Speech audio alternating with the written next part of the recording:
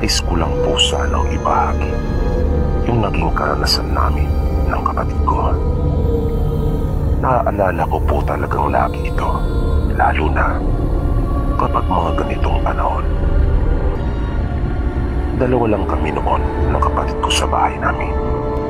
Wala na kaming tatay noong mga panahon na yon.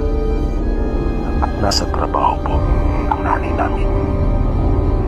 Mag-aalas 9 na ng gabi noon nang maisipan namin ng kapatid ko na magtimpla ng kape. Nakahiligan na po kasi namin pareho ang pagkakape. First year high school na po ako noon, habang yung kapatid ko po naman ay grade 4. Ngayon, nang magtitimpla na nga po kami, ay po namin na lamang wala na palang asukal. Dahil sa kagustuhan talaga naming makapagkape, ay nagpasya kaming magkapatid ng mga aruling para lang makabili ng asukal. Kaya ikinandado namin yung aming bahay at lumabas kami. Yung tinitirahan namin noon ay isang malaking bahay na yari pa po sa kahoy. Bali 4 na kwarto po lahat ang nasa itaas. Pero kami na lang yung naungupahan. Wala na po kami mga katabi na nasa bandang dulo at may katiliman po sa pasilyo. Nang nakababa na po kaming magkapatid, ay agad na naming sinimulan ang pangangaroling.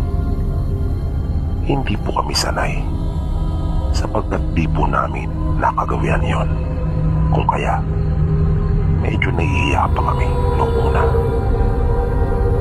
Nang makita namin sapat na yung aming perang nakolekta para makabili ng asukal, ay titigil na rin po sana kami. Dahil yun lang naman talaga yung dahilan kung bakit kami nangaroling. Pero ginanahan yung kapatid ko at sinabing ituloy pa lang namin.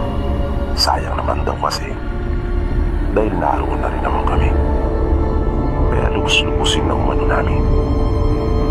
Naisip ko naman na may katuwiran yung aking kapatid. Kung kaya, ipinagpatuloy namin yung ginagawa naming pangangaroling. Pero hindi namin namalayan na napapalayo na kami ng gusto sa kakalakad. Hanggang marating na namin yung tulong bahagi ng welfare bill. Ito po ay isang malaking squatters area doon sa Mandaluyong. Yung inuupahan po namin ay sakop din ito. Pero malapit lang kami sa may kalsada. Noong mga panahon iyon po, ay marami na rin mga kabayan noon. Pero hindi naman kasing dami tulad ngayon. At may mga bahagi pa noon na bakante, malalapat na lode. Nang mapansin po namin na napalayo na kami, ay naisipan na kaagad namin bumalik. Sapagkat parating na rin noon ang nanay namin. At dahil sa madilim po doon sa lugar, kung kaya nakakatakot po talaga. Malapit na po iyon sa Acacia Lane kapag diniretso. Kaya lang, sinabi ng kapatid ko na amin umanong kantahan yung isang bahay na naroon at baka daw mabigyan kami ng malaki. Dahil sa mukhang bihira ang nangangaroling doon, kung kaya sinubukan namin. May bakod ito at gate na yari lang sa kahoy. Kaya medyo nilakasan namin yung pagkanta para marinig kami. Maya-maya ay may napansin kaming anino doon sa may bintana. Kaya mas nilakasan pa namin.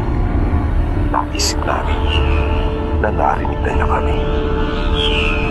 Kaya mas ginanahan kaming magkapatid. Pero hindi pa natatapos yung aming pagkanta, ay bigla na lamang bumukas ng mabilis yung bintana. At kitang-kita talaga namin magkapatid yung nakakatakot na itsura ng matanda. Maputla yung mukha nito, na nang bumuka yung bibig niya, ay nakita namin yung matutulis niyang mga ngipin at yung napakaraming laway. Tapos Yung puting buhok niya ay napakahaba na nakabuwagag na para iyong nakakapit sa mga gilid ng bintana. Dahil doon ay mabilis kami nagtatakbo ng kapatid ko habang sumisigaw kami ng katagang aswang. Sa sobrang takot ay naiyak na yung kapatid ko noon. Hindi na kami nangaruling pa pagkatapos noon. Umuwi na kami ng diretso. Nang malapit na kami sa bahay, ay bumili na muna kami ng asukal. At nang paakit na kami sa bahay, ay laking gulat namin magkapatid nang makakita naman kami ng isang tao na nakatayo doon sa may huling baitang sa itaas ng hagdan. Nakatalikod iyon sa amin. Natigilan kami magkapatid at panandaliang hindi nakagalaw. Nung oras na iyon ay napapaisip pa ako kung sino iyon. Nang bigla itong dahan-dahang bumihim na harap sa amin at bigla itong lumutang. Umangat ito ng halos isang ruler mula sa sahig ng pasilyo at dahan-dahang lalapit sa amin. Kaya napatakbo kami ng kapatid ko na ang sinisigaw naman niya noon ay ang katagang multo. Nang nasa labas na kami malapit sa kalsada ay nakita namin yung aming mga kalaro. Panay ang tanong nila sa amin kung ano ang aming nakita at kanilang sinikap na makapakalma kami hanggang sa maabutan kami ni nanay na naroon sa labas. Kaya nagtaka ito kung ano ang aming ginagawa doon ng aking kapatid. Agad naman kaming nagpaliwanag at sinabi sa kanya yung aming mga nakita. Nang yayain na kami ni nanay na umuwi na sa bahay, ay nag-aalangan pa kaming magkapatid dahil na rin sa takot. Nang nasa harap na kami ng hagdan, ay halos hindi kami makatingin doon ng aking kapatid. Narinig namin ang tinig ni nanay at sinabing wala namang naroon. Simula po noon tuwing bababa kami ng bahay, ay kinikilabutan na kami magkapatid tuwing daraan doon sa may hagdan. At yan po, Sir Pipi, yung nakakatakot naming karanasan ng aking kapatid. Hanggang dito na lang po at marami pong salamat.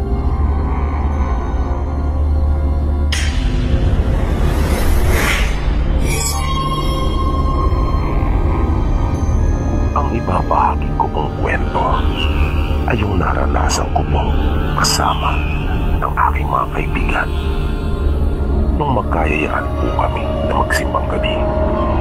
Ang taon po ay 1995. Nakagawian na po kasi namin magkakaibigan ang magsimbang gabi at tinatapos po talaga namin ito. Kumbaga, ay panata na namin magkakaibigan yon. At syempre pa, kasama na rin yung pagdanais namin na magkasama-samang magkakaibigan. Pagkakataon na rin namin para pumorma at maningalang pugad.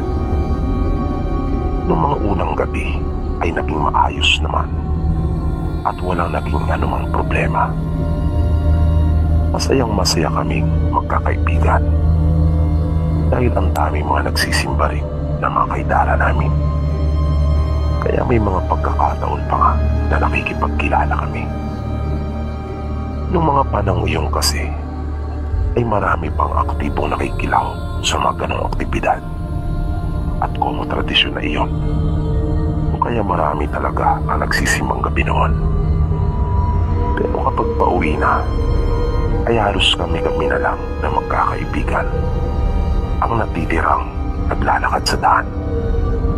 Kasi kami ang magkakalapit ng bahay at nasa may bandang dulo na ang tawag pa sa amin ay Ilaya.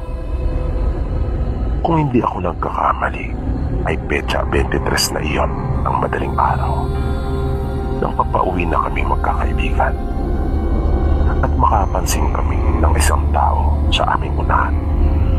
at papasalubong ito sa amin. Noong una ay binaliwala lang namin iyon sa pag-aakalang baka mapapabayan lang ito o kaya naman ay may mga alagang hayop na aasikasuhin. Kaya nagpatuloy lang kami sa paglakad.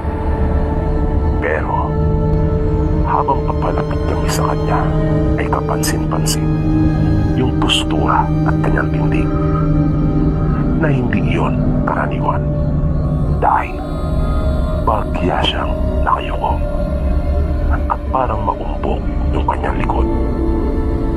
Sa tagal na naming naninirahan doon na doon na kami pinanganak at lumaki ay wala naman kaming nalalaman na may taga sa amin na isang kupa.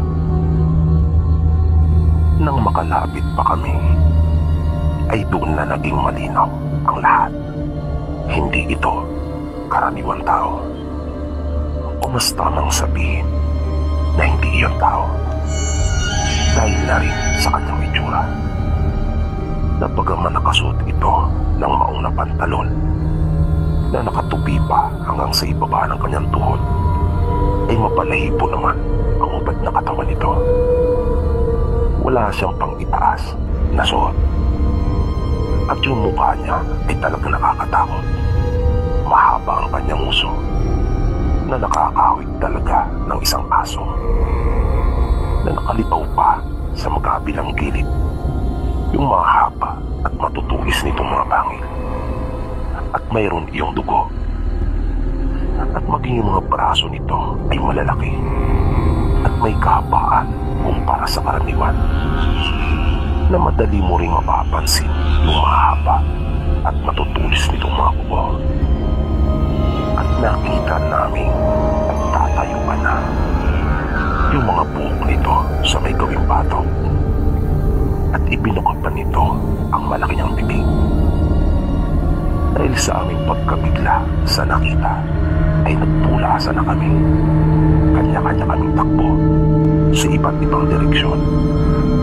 Ako ay napatakbo sa gilid ng daan na kahit pamasukan ay hindi ko na alintana yun. Para akong isang manlalaro sa Olympics na tumatakbo ng mabilis habang tinatalon yung mga hurdle na nakaharang sa aking daraanan. Sa likuran ko ay aking naramdaman yung kaibigan kong si Roy na katulad ko ay humihingal na rin sa takot at sa sobrang bilis ng aming ginagawang pagtakbo. Huminto lamang kami nang halos hindi na talaga namin kaya pang iakbang ang aming mga paa at parang mapapatidan na kami ng hininga. Naramdaman kong nanuyo talaga ang aking lalamunan noon at namalaya namin nang layo na pala ng aming narating. Sa kabutihang palad ay wala namang napahamak sa aming magkakaibigan. Kinahaponan noon nang magkita-kita kami muli ay nalaman namin na yung kalabaw nila Mio ay nilapa. Sinipsip umano yung dugo at malaking bahagi ng kanilang alaga ang lirap-lap. Maging yung ilang laman yung umano ay wala na, tulad ng atay at puso noon. Ilang residente pa doon sa amin ang nakakita doon sa nilalang ngayon at makailang beses pa na ulit yung ginagawang pagpatay sa mga hayop. Natigil lang iyon nang isang araw ay makapalitaan sa buong nayon na napatay si Mang Carling sa katabing bayo na hindi malaman kung sino may gawa noon sa kanya. Pero ayon sa kumakalat na balita noon, nabutan daw ito ng may-ari ng baka na kanya sanang lalapain. At yan po, Sir PB, yung aking karanasan. Sana po ay inyo rin mapili ang kwento kong ito na nasabi ko pa noon sa aking sarili na mayroon din palang werewolf dito sa atin na kinikilala din nating aswang dahil yan din po ang tawag nila noon kay Mang Carling. Isa daw itong aswang.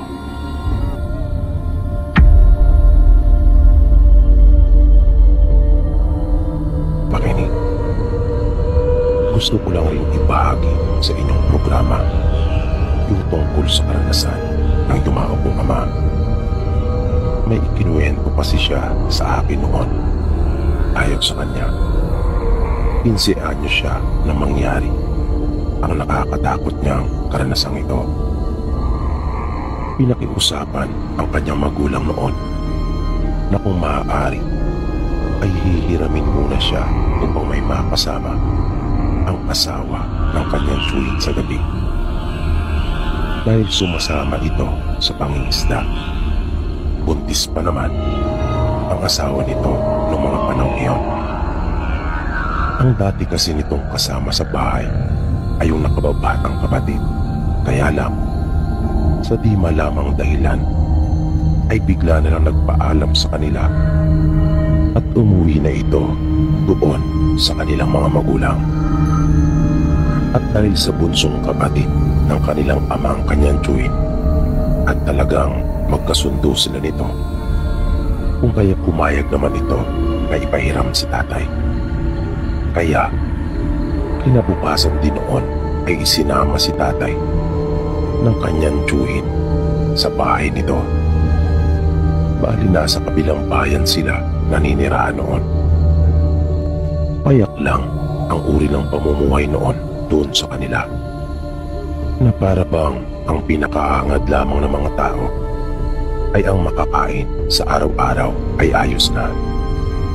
May raos lang ang maghapon ay sapat na iyon sa kanila, na para bang wala talaga silang mga pangarap sa buhay. Kaya nga si tatay, kahit elementarya, ay hindi man lang ito nakatapos. Lagi kasi itong katulong ng kanyang mga magulang sa kanilang mga gawain sa araw-araw. Nang dumating sila tatay sa bahay ng kanyang tsuhin, ay napansin niyang napakalaki na ng tiyan ng asawa nito, na sa kanyang palagay ay di na magtatagal at manganganak na. Sa unang araw niya doon ay medyo nanibago talaga siya. Naiilang siya sa kanyang tiyahin, para kasi may pagkamataray ito na bihirang kumibo, at pakiramdam niya ay laging nakatuon ang paningin nito sa kanya. Kaya nung kumain sila ng tanghalian ay hindi siya nakakain ng mabuti. Nahiya siya dahil baka magreklamo ito sa lakas niyang kumain. Kung kaya, pinigilan na lang muna niya ang kanyang sarili. Siya na rin ang nag-asikaso ng kanilang pinagkainan. Masipag namang kasi si tatay at sanay sa halos lahat ng gawain. Kahit mga gawaing bahay ay alam niyang gawin. Kinagabihan ay maaga silang naghapunan, at matapos makakain, mag-aalas 7 pa lang ay nakita niyang naghahanda na ang kanyang tsuhin. Sasama uli ito sa pangingisda. Wala kasi siyang sariling bangka, kaya sumasama lamang ito sa kanyang mga kaibigan at kumpare. Bago umalis ang kanyang tsuhin ay muli pa itong nagbilin sa kanya. Kaya bago siya nahiga ay sinigurado niya munang nakasarang mabuti yung kanilang pinto at bintana. Sabi ni tatay, nang nakapikit na siya ay mayroon siyang narinig na tila ba may huminga, at sa tingin niya ay nasa ilalim lang iyon ng sahig. Kaya agad siyang napadilat. Ngunit hindi siya muna pumilos. Nakiramdam pa muna siya. Muli niya iyon pinakinggang mabuti, at tama nga siya. Ang kanya uling marinig ang mahinang tinig na iyon. Kinilabutan siyang bigla dahil naisip niyang mayroon ngang nasa silong nila. Kung sino iyon o kung ano ay di pa niya masabi. Pero kung ano-ano na ang mga hindi magagandang bagay ang naglalaro sa kanyang isipan noong mga oras na iyon. At para hindi siya malata ay iniwasan niyang lumika ng kahit anumang ingay. Sa halip na tumayo ay dahan-dahan na lang siyang gumapang palabas ng kanyang silid. Naisip kasi niyang hindi siya makikita noon pagkat pinatay niya ang kanilang lampara bago nahiga. Nagpunta siya doon sa pinakasala ng bahay na wala namang ibang naroon maliban sa lamisetang yari din sa kawayan at dalawang mahabang upuan. Nagkubli siya sa haligi at doon siya pasimpleng sumilip sa silong ng bahay. Noong una ay wala siyang nakitang anumang naroon. Pero nang unti-unti nang masanay sa dilim ang kanyang mga mata, ay may naaninagan siya. Ngunit hindi pa niya matiyak kung ano talaga iyon dahil sa hindi niya makita ang itsura nito, maging yung kabuuang figura noon. Gusto niya sanang puntahan na at gisingin ang tiyahin pero nagdalawang isip siya. Baka kasi may istorbo niya ito at mabulyawan pa siya. Kaya nanatili na lamang siya doon sa gilid ng haligi habang patuloy na pinagmamasdan kung ano yung mga susunod na gagawin ng nasa silong. Pero di nagtagal ay mas lalo pang naragdagan yung kanyang takot na nararamdaman. Nang makita niyang bigla na lamang may dalawang bagay na pumula doon sa silong. Ngunit pilit pa rin niyang pinakalma ang kanyang sarili hanggang sa makita niyang unti-unti na iyong lumayo at naglaho na yung dalawang bagay na mapupula na hinala ni tatay. Iyon marahil yung mga mata ng nilalang. Kung aswang man iyon o isang uri ng mabangis na hayop, ay di pa niya talaga masabi ng mga sandaling iyon. Matapos ang pangyayaring iyon ay bigla siyang nakarinig ng malakas na pagkalabog at nagmula iyon sa silid ng mag-asawa. Bigla niyang naalala ang kanyang tiyahin na ibinilin pa naman sa kanya ng tiyuhin na kanya itong bantayan. Bigla siya nag-alala para sa kaligtasan nito. Kaya tumayo siya at agad na tinungo ang silid nito. Nakasara ang kawayang pinto noon, kung kaya kanya na lang itong sinilip. Gusto niyang malaman kung anong kailan ng malakas na pagkalampag na iyon sa kanilang silid. Pagsilip niya ay nakita niya namang tulog na tulog ito. Kaya para siyang nabunutan ng tinig at nakahinga na ng maluwag. Nang malaman niyang ligtas naman ang kanyang tiyahin, bumalik siya sa may sala at naupo na lamang sa isang mahabang upuan na naroon. Sumandal siya sa dingding at di na niya namalayang nakatulog na pala siya doon. Nagising na lamang siya ng mga madaling araw nang kanyang marinig ang malakas na tinig ng kanyang tiyuhin. Tinatawag nito ang kanyang pangalan at pinabubuksan ang pinto. Bagya pa siyang naalimpungatan dahil doon. Kaya mabilis na kumabog ang dibdib niya. Nang mahimasmasan, ay bubungas-bungas pa siya ng pagbuksan ng pinto ang kanyang tiyuhin. Panandalian niyang nakalimutan yung mga nangyari nang makita niya yung malalaking isda na dala nito. Kahit paano, ay napalitan ng tuwa yung takot na kanyang nararamdaman. Bunga nung nilalang na nakita niyang nasa kanilang silong. Napagdesisyonan niyang huwag na lang muna sabihin sa kanyang tiyuhin yung tungkol sa kanyang nakita. Naisip niya kasi hindi iyon makabubuti. Total naman, walang nangyaring masama sa kanyang tiyahin. Naging payapa naman at walang nangyaring kakaiba yung mga sumunod na gabi.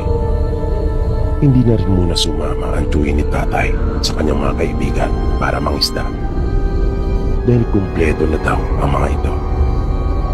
At dahil sa marami pa naman silang ulam, kung kaya hindi naman iyan problema. Pero nang sumunod na gabi kung saan ay sumama na muli ang tiyuhin ni tatay sa pangisda, ay muling naulit yung naranasan niyang iyon. Tulad nung una, kasalukuyan na umano siyang natutulog noong mga oras na iyon.